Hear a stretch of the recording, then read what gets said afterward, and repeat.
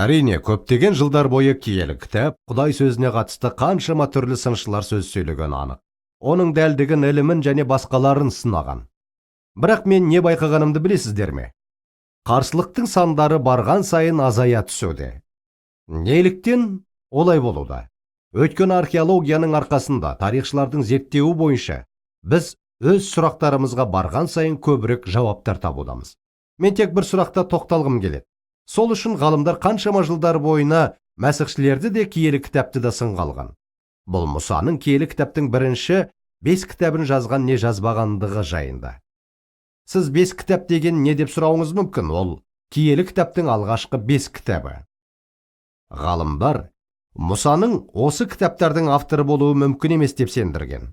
Ал киелі жазбада осы кітаптар 24 рет Мұсаның заңдары деп аталған.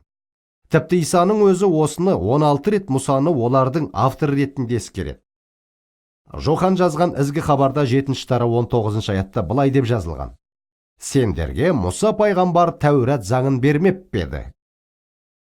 Осыларға қарамастан, ғалымдар табанды түрде Мұса киелі кітаптың бірінші 5 кітабының авторы болуы мүмкін емес деп жариялады. Мұса шамамен біздің заманымызға дейін 1400 жылдары өмір сүрді. Сонда ғалымдар қайта-қайта: жоқ, Мұса 5 кітапты жаза алмады, өйткені оның өмір сүрген заманында жазбашылық болған жоқ деумен болды.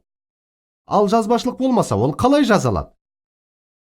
Доктор Герман Шульцтың айтуы бойынша, егер Мұсаның заманында жазбашылық болған болса, онда тек маңызды мемлекеттік жұмыстар үшін ғана, одан артық емес. Вельхаузен атты сыншы былай деп сендірді: көне Израильдегі өмір шүбәсіз Құдайдың салған негізі арқылы салынды. Алайда назар аударыңыз, олар жазбаша түрде орындалған жоқ. Олардың қандай нәрсені жариялап тұрғанын түсінесіздер ме? Расымен, Мұса Мәсіх туылардан 1400 жыл бұрын өмір сүрсе, ал сол кезде жазбашылық болмаған болса, онда шынымен де қалайша Мұса киелі кітаптың бірінші 5 кітабын жазалды? Олардың пікірінше 5 кітап 1000 жылдан кейін пайда болған, біздің заманымызға дейін 450-500 жылдары. Ал оған дейін Мұсаның жазбалары жазбаша түрде еш жасала алмады. Ал тарих осы сыншыларға қандай жауап берді? Осы сұраққа жауап бере алды ма?